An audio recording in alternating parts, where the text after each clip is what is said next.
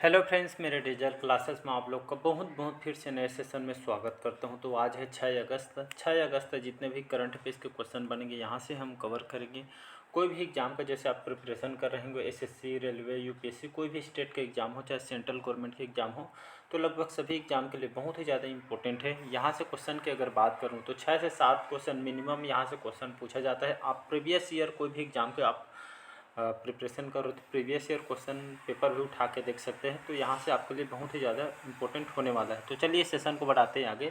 पहले बार आए तो चैनल को सब्सक्राइब करके रख लीजिएगा ताकि नोटिफिकेशन आप तक पहुँच पाए। तो पहला क्वेश्चन देखते हैं। हाल ही में दिल्ली विद्युत वैधानिक आयोग के जो डीआरसी बोला जाता है, शॉर्टकट में इसका फुल फॉर्म होता है दिल्ली इलेक्ट्रिसिटी रेगुलेटरी कमीशन, इसका फुल फॉर्म होता है। तो हाल ही में डीआरसी के अंतरिम अध्यक्ष किसको नियुक्त किया गया? तो यहाँ पे दिल्ली विद्युत जो आयोग है इसके हाल ही में इनके में डीआरसी के अध्यक्ष किसको बनाया गया है, नियुक्त किया गया है? तो जयंत नाथ को, दीपक नाथ को, जयंत संजय नाथ को, या इनमें से कोई नहीं। तो इसका जो करेक्ट आंसर जो हो जाएगा आपका, हाल ही में इसके जो अध्यक्ष है, जो अंतरिम अध्यक्ष इनको हाल ही में जयंत नाथ जी को बनाया गया है। दिल्ली इलेक्ट्रिसिटी रेगुलेटरी कमीशन के जयंत नाथ जी को बनाया गया है। तो इसको याद रखिएगा, ये ऑप्शन करेक्ट आंसर हो जाएगा। तो ये खास करके दिल्ली जो विद्युत विभाग है इसके आयोग के इनको जयंत नाथ को बनाया है, जो कि आप इलेक्ट्रिसिटी डिपार्टमेंट को आपके देखेंगे दिल्ली का। अगला क्वेश्चन देखते हैं। हाल ही में भारतीय ब्यूरोक्रेसी के इतिहास में सबसे लंबे समय तक एनबीए सचिव कौन रहेंगे? तो आपके डिम्पल गौबा, मनोज गौबा, या राजीव गौबा, या इनमें से कोई नहीं। तो इसका जो करेक्ट आंसर हो जाएगा राजीव गौबा। याद रखें, राजीव गौबा इनको हाल ही में जो भारतीय ब्यूरोक्रेसी के इतिहास में सबसे लंबे समय तक इनको एनबीए सचिव के रूप में इनको राजीव गौबा को इनको ब्यूरोक्रेसी के सचिव के रूप में आपका बनाया गया। तो यह खास करके जो शासन के द्वारा जो नियुक्त जो कर्मचारी जो आपका जो सचिव के रूप में इनको पदभार दिया गया है। तो ब्यूरोक्रेसी क्या होता है कि आपका इसके अंतर्गत यहाँ पे शासन के द्वारा नियुक्त कर्मचारी जो बड़ी संख्या में सरकार की परिचालन की जो सरकार के जितने भी कर्मचारी वगैरह जो संस्था वगैरह इसको संभालती है, परिचालन करती है, साथ ही साथ यहाँ पे जितने भी यहाँ पे जो सरकारी जो योजना वगैरह है, जो डिपार्टमेंट है, उनके यहाँ पे जो सचिव होते हैं पदभार को संभाल, और जितने भी सरकारी जो एजेंसी वगैरह है, निगम, नगर निगम वगैरह, तो ये सभी डिपार्टमेंट के आपके जो सचिव है ये आपके संभालते हैं। तो हाल ही में जो ब्यूरोक्रेसी के जो इतिहास में सबसे लंबे समय तक जो सचिव कौन बने रहेंगे? तो राजीव गौबा को बनाया गया है। तो इसको याद रखिएगा। अगला क्वेश्चन देखते हैं। इंपॉर्टेंट क्वेश्चन है। हाल ही में अमृत भारत स्टेशन योजना के तहत देश भर में कितने स्टेशनों का आधुनिकीकरण किया जाएगा? तो 1309, 1409, 1509, या इनमें से कोई नहीं। इसका जो करेक्ट आंसर हो जाएगा तो टोटल 1309 जो है अमृत भारत स्टेशन योजना जो केंद्र सरकार के द्वारा चलाई जा रही है। अमृत भारत स्टेशन योजना ये आपका होता क्या है? तो अमृत भारत स्टेशन इस योजना के अंतर्गत जो आधारभूत ढांचे जो जितने भी रेलवे स्टेशन उसके तकनीक या जो तकनीकी जो समस्या उसको सुलझाया जाएगा इसके तहत, और जितने भी यात्री सुविधाओं को इसको बेहतर इसके तहत किया जाएगा, उसको बेहतर और प्रयास यही किया जाएगा जिसमें यात्रियों को कोई भी दिक्कत मत हो। जितने भी यात्री सुविधा के लिए जो केंद्र सरकार का जो प्रोवाइड किया जाना चाहिए उसको इसमें प्रोवाइड किया जाएगा। मतलब इनके बैठने की व्यवस्था, वाईफाई वगैरह, इसमें जो भी सुविधा यात्री को दी जाती है इसको इनको दिया जाएगा। तो यात्री सुविधाओं को यहाँ पे पूर्ण रूप से ध्यान दिया, तो खास करके यात्री सुविधाओं को इसको बेहतर बनाने का इसमें प्रयास किया जा रहा है। और इस योजना के अंतर्गत जो रेलवे स्टेशन का विकास किया जाएगा, और रेल लाइन को मतलब आगे तक इसको बिछाना है। जहाँ पे रेल लाइन वगैरह नहीं है तो वहाँ पे रेल लाइन को बिछाना है, और 100% यहाँ पे विद्युतीकरण यहाँ पे करना है। इसी माध्यम से जो अमृत भारत स्टेशन योजना के तहत देश भर में, पूरे भारत में, देश भर में 1309 इंपॉर्टेंट क्वेश्चन है आपका आने वाला है एग्जाम के लिए। जो 1309 स्टेशनों का इसमें आधुनिकीकरण इसको किया जा रहा है। तो 1309 ये डाटा इसको याद रखिएगा। अगला क्वेश्चन देखते हैं। हाल ही में डूरंड कप एक वार्षिक फुटबॉल प्रतियोगिता के 132वें संस्करण का उद्घाटन हाल ही में 5 अगस्त 2023 को किसके द्वारा कोकराझार असम में किया गया है? तो नरेंद्र मोदी, अमित शाह, राजनाथ सिंह। तो इसका जो करेक्ट आंसर हो जाएगा राजनाथ सिंह कौन है? तो ये हमारे राजनाथ सिंह हमारे रक्षा मंत्री, इसको याद रखें, राजनाथ सिंह हमारे रक्षा मंत्री हैं। तो हाल ही में इनके द्वारा जो आप जो फुटबॉल जो प्रतियोगिता है डूरंड कप, ये आपके एग्जाम में डायरेक्ट क्वेश्चन पूछा जाता है कि जो डूरंड कप है आपके, ये जो कप है, जो अवार्ड है आपके कौन से क्षेत्र में दिया जाता है। तो याद रखिए ये आपका फुटबॉल प्रतियोगिता में दिया जाने वाला आपका अवार्ड है।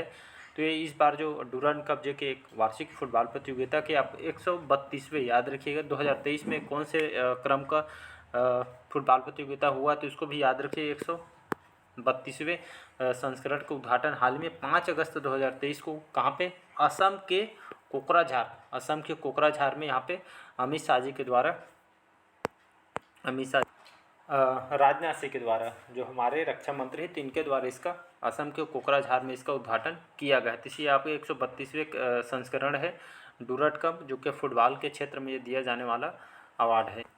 अगला क्वेश्चन देखते हैं, हाल ही में किस देश के जो ज्ञानेंद्र मल्ला ने राष्ट्रीय और अंतर्राष्ट्रीय क्रिकेट से संन्यास लेने की घोषणा की है।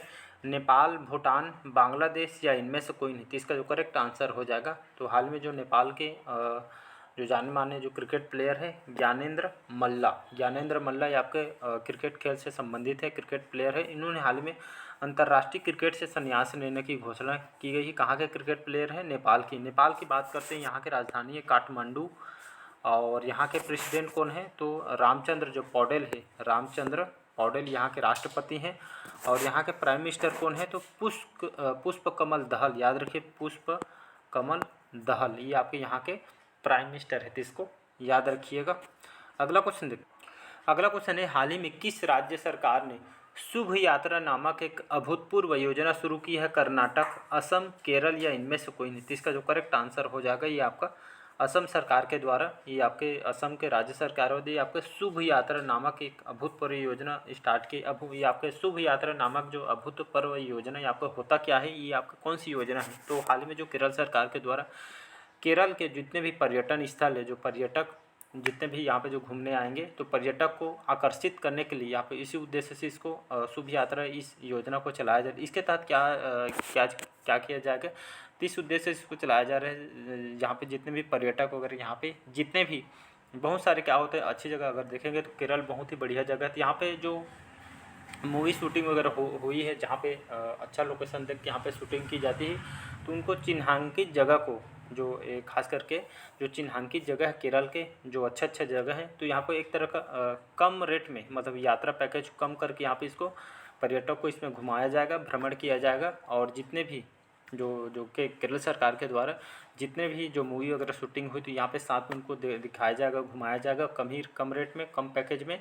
और जितने भी फिल्म वगैरह जो शूटिंग हुई वहाँ पे उन जगह को दिखाई जाएगा जहाँ पे शूटिंग वगैरह मूवी हुई है। तो ये जितने भी दर्शनीय स्थल को इसमें एक तरह का कम पैकेज में, जो यहाँ पे कम ही रेट में इसको टूर को घुमाया जाएगा। इसी तरह यहाँ पे केरल सरकार के द्वारा इसको लाया गया। बात करते हैं केरल की राजधानी है तिरुवनंतपुरम। पिनराई विजयन यहाँ के सीएम है, आरिफ मोहम्मद खान यहाँ के गवर्नर है, तो इसको याद रखिएगा। अगला क्वेश्चन देखते हैं, हाल ही में किस मंत्रालय ने नया सवेरा योजना लागू किया है, जिसके तहत फ्री कोचिंग एंड अलाइड योजना के नाम से भी इसको जाना जाता है। और जिसका उद्देश्य है, जिसमें यहाँ पे जो अल्प समुदाय के जो संबंधित छात्रों को, उम्मीदवारों को यहाँ पे सहायता करना है। तो जितने भी अल्पसंख्यक जो समुदाय के जो कितने उम्मीदवारों को सहायता की जाएगी, तो 5, 6, 7 या इनमें से कोई नहीं। तो लगभग 6 समुदाय को, जो अल्पसंख्यक समुदाय को यहाँ पे लगभग इस समुदाय के लगभग 6 समुदायों को यहाँ पे छात्रों को, यहाँ पे उम्मीदवार को यहाँ पे इसमें सहायता किया जाएगा। इसके तहत यहाँ पे क्या क्या किया जाएगा, तो इसके तहत जो शिक्षा मंत्रालय के द्वारा यहाँ पे एक नया सवेरा योजना इसको स्टार्ट किया है, नया सवेरा योजना। इसके तहत यहाँ पे इसमें फ्री में कोचिंग प्रोवाइड किया जाएगा। जो कम्पिटिटिव जो एग्ज़ाम है, या आपका जो भी जैसे कंप्यूटर एग्ज़ाम जैसे बड़े बड़े कोर्स वगैरह, इसमें फ्री में इनको कोचिंग प्रोवाइड किया जाएगा इस योजना के माध्यम से। और इसमें उद्देश्य है जितने भी जो अल्पसंख्यक जो छात्र हैं, जिनको कोचिंग वगैरह पढ़ने में दिक्कत होती है, एक तरह को उनको स्किल डेवलपमेंट करना है, एक तरह का उनको। तो इसका मेन उद्देश्य यही कि छात्रों को फ्री कोचिंग किया जाएगा, ताकि उनको जो आर्थिक स्थिति, एक तरह से उनका बोझ वगैरह कम हो सके, आर्थिक स्थिति इसमें सुधार किया जाएगा। तो लगभग 6 अल्पसंख्यक समुदाय को, छात्र छात्राओं को, इसमें उम्मीदवार को सहायता करना इसका मुख्य उद्देश्य। अगला क्वेश्चन देखते हैं, हाल ही में राष्ट्रीय बाल अधिकार संरक्षण आयोग के द्वारा, जिसको NPCR बोला जाता है शॉर्टकट में, तो NCPR राष्ट्रीय बाल अधिकार संरक्षण आयोग बोला जाता है। तो हाल ही में देश भर में बाल बच्चों को देखभाल संस्थानों में जो सीसीआई उनकी निरीक्षण प्रक्रिया के वास्तविक समय में निगरानी के लिए कौन सी एप्लीकेशन विकसित किया है? तो आपका मासी, शिक्षा, सवेरा या इनमें से कोई नहीं। तो इसका जो करेक्ट आंसर हो जाएगा, तो इस जो जो ऐप को नाम को याद रखिएगा, मासी। इस ऐप को याद रखिए। इसके तहत जितने भी जो राष्ट्रीय बाल अधिकार जो संरक्षण आयोग है, जिसमें बच्चों को जो किडनैपिंग वगैरह होती है, तो ये खासकर उस पर ध्यान रखती है, उस पर वर्क करती है। तो इसी के तहत यहाँ पे इसको NCPR बोला जाता है शॉर्टकट में। इसको राष्ट्रीय अधिकार संरक्षण आयोग बोला जाता है। बच्चों पे आपको ध्यान रखती है। देश भर में बच्चों के देखभाल के लिए इस संस्थान को बनाया गया है। इसी के निरीक्षण प्रक्रिया के वास्तविक समय में निगरानी के लिए यहाँ पे कौन सी एप्लीकेशन विकसित की है? तो ये आपके मासी नाम से ये बच्चों की देखभाल के लिए उनको सिटी में अक्सर देखेंगे किडनैपिंग वगैरह होते हैं। इसी को रोकने के लिए आपको इस निरीक्षण प्रक्रिया को इस ऐप के माध्यम से विकसित किया गया, इस एप्लीकेशन को, ताकि बच्चों को यहाँ पे निगरानी में रख सके। अगला क्वेश्चन देखते हैं। हाल ही में उद्योग संवर्धन जो आंतरिक विभाग, जिसको DPIIT बोला जाता है, जो उद्योग संवर्धन आंतरिक व्यापार विभाग ने 16 जनवरी 2016 को लॉन्च होने के बाद स्टार्टअप इंडिया पहल के तहत कितने संस्थानों को मान्यता दी है? तो इसका जो करेक्ट आंसर हो जाएगा 98,911। 98,911 जो स्टार्टअप इंडिया पहल के तहत इतने संस्थानों को मान्यता दी है। इसके तहत आपका जो उद्योग संवर्धन और जो आंतरिक जो व्यापार विभाग है, ये आपका वर्क कैसे करती है, आपका काम कैसे करती है, होता क्या है? तो आपका DPIIT जो department for programming of industry and internal trade, इसका फुल फॉर्म होता है, जिसको हिंदी में उद्योग संवर्धन और आंतरिक व्यापार विभाग बोला जाता है। तो ये डाटा 16 जनवरी 2016 के एक डाटा निकाली, जिसमें लॉन्च इसको किया था 2016 में। इसके तहत जो स्टार्टअप इंडिया पहल के तहत कितने संस्थानों को मान्यता दी है? तो लगभग 98,911 संस्थाओं को मान्यता दी गई। इसके तहत जितने में भारत में वाणिज्य और जो उद्योग मंत्रालय के तहत यहाँ पे केंद्रीय सरकारी विभाग और जिसमें सामाजिक आर्थिक उद्देश्य पर ध्यान देना है, और साथ ही साथ औद्योगिक क्षेत्र में जो भारत की अर्थव्यवस्था को उठाना है। तो ये आपके खास करके सामाजिक आर्थिक उद्देश्य भी आपको फोकस करती है, उसमें ध्यान देती है। तो इसको याद रखिए, केंद्रीय सरकारी विभाग है।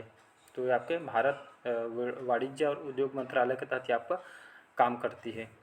अगला क्वेश्चन देखते हैं। हाल ही में मैकडोनाल्ड्स ने इंडिया ने कहाँ पर देश का पहला एयरपोर्ट ड्राइव थ्रू रेस्तरां शुरू किया है? तो मुंबई में, दिल्ली में, बेंगलुरु में या इनमें से कोई नहीं। तो इसका जो करेक्ट आंसर हो जाएगा मुंबई, जो आपके महाराष्ट्र की राजधानी मुंबई। एकनाथ शिंदे जी यहाँ के मुख्यमंत्री। तो हाल ही में जो मैकडोनाल्ड्स है, जो आपका जो खाने पीने का जो सामान है, यहाँ पे जो ऑनलाइन फूड वगैरह यहाँ पे आप देखे होंगे, तो जैसे आपका ऑनलाइन जो फूड कंपनी, इसी तरह के जो मैकडोनाल्ड्स है वो भी कंपनी जो ऑनलाइन यहाँ पे खाना वगैरह इसमें मंगा सकते थे। इसी तरह यहाँ पे हाल ही में जो मुंबई सिटी में जो एयरपोर्ट है, छत्रपति शिवाजी टर्मिनल, यहाँ पे जो ये आपका यहाँ पे जो एयरपोर्ट में एक रेस्टोरेंट चालू किया है। इसके तहत यहाँ पे लोगों को सुविधा के लिए यहाँ पे अलग से जैसे आप कार वगैरह में है, तो आप कार में बैठे बैठे इस खाना को यहाँ पे ऑर्डर दे सकते हैं। तो आपके पार्किंग अलग से पार्किंग व्यवस्था की गई। इसमें जो भी आप खाने पीने का सामान जो भी लेना है, तो आप कार में ऑनलाइन यहाँ पे बैठ के उसको ऑर्डर करेंगे, तो आपको कार तक आपको पहुँचा के दिया जाएगा। तो बहुत सारे यहाँ पे जो खाना वगैरह, ये आप खास करके एक तरह को जो डिजिटलीकरण को बढ़ावा देना है, साथ ही साथ आपको जहाँ भी रहें वो आप तक खाना को पहुँचा के देना है। तो ये आपके इस जो रेस्टोरेंट है आपके मुंबई में इसको स्टार्ट किया गया है। अगला क्वेश्चन देखते हैं। हाल ही में क्रेडिट UPI पर आधारित क्रेडिट को संभव बनाने की विशेषज्ञ फिनटेक कंपनी ने किवी ने किसके साथ साझेदारी की है? तो आपके SBI, HDFC बैंक या एक्सिस बैंक या इनमें से कोई नहीं। तो इसका जो करेक्ट आंसर हो जाएगा एक्सिस बैंक, इसका करेक्ट आंसर हो जाएगा। एक्सिस बैंक की बात करूँ, इसकी 1993 में इसकी स्थापना किया था एक्सिस बैंक की, और इसका हेडक्वार्टर मुंबई महाराष्ट्र में इसका हेडक्वार्टर है। इसके CEO और MD वर्तमान में कौन है? तो अभिकांत चौधरी। याद रखें, अभिताभ जो चौधरी इसके CEO भी हैं और MD भी हैं। तो हाल ही में जो खास करके जो डिजिटलीकरण को बढ़ावा दिए जा रहे हैं, जो जितने भी ऑफलाइन जो कागजी जो कार्रवाई होती थी, इसको खासकर अब डिजिटलीकरण मतलब मिनटों में आपका काम हो, इसी माध्यम से यहाँ पे इसके साथ साझेदारी की है एक्सिस बैंक के द्वारा। इसको याद रखिएगा। अगला क्वेश्चन देखते हैं। भारतीय स्टेट बैंक, जिसको हम शॉर्टकट में SBI बोलते हैं, तो हाल ही में भारतीय स्टेट बैंक का एकल शुद्ध लाभ चालू वित्त वर्ष की 2023 की बात किए जा रहे थे।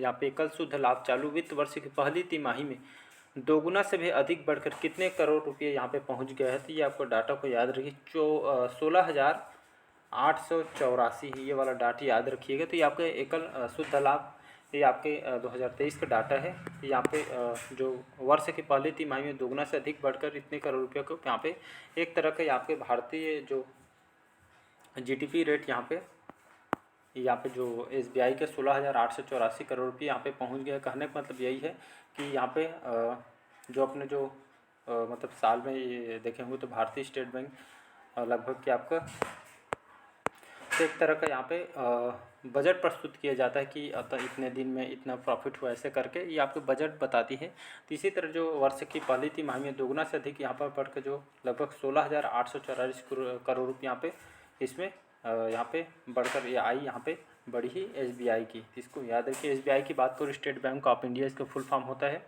इसकी स्थापना कब किया गया था? तो 1 जुलाई 1955। एग्जाम में डायरेक्ट पूछा जाता है कि एसबीआई की स्थापना कब किया था, तो 1 जुलाई 1955 को याद रखिए। 1 जुलाई 1955 की इसकी स्थापना की है। प्रत्येक वर्ष 1 जुलाई को स्थापना दिवस मनाता है एसबीआई।